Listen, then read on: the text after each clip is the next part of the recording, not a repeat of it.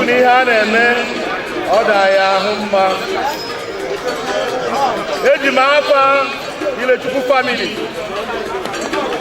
were ọjị here. After Ilechukwu family, hey, big name. But Chineke echetago anyị n'oge a.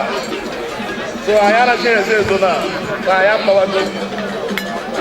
N'iwere ọjị a, m ga-enyife Nanka the son of 200,000.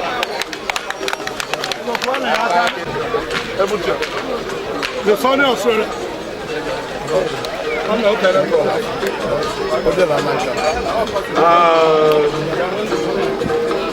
Ndị Ifite ndị nna m ochie Ifere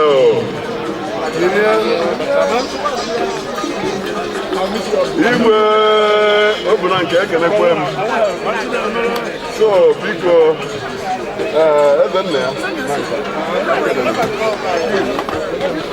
chairman of the occasion ọgọ ngọkọ ekenekwere m biko aga m erigo ihe a na-eme eji m 100,000 naira wee na-akwado eze nwachi na-emere Nanka 100,000 naira. Nanka kwuru ọnụ. Tekwezu ọnụ. Odozi igwe elegelego. Igwe.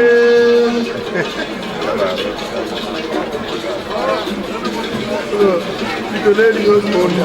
Na-emasị 100,000 naira. 100,000. Teliano! Yeah. Seguano! Catano!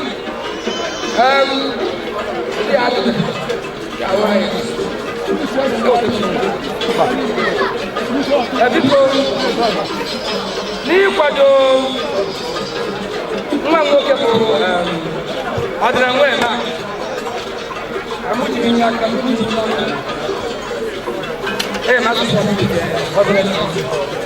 Una Nanka. Hey!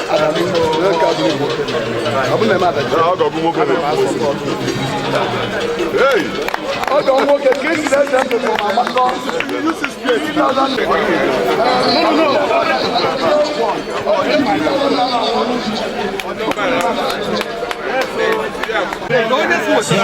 Chairman of the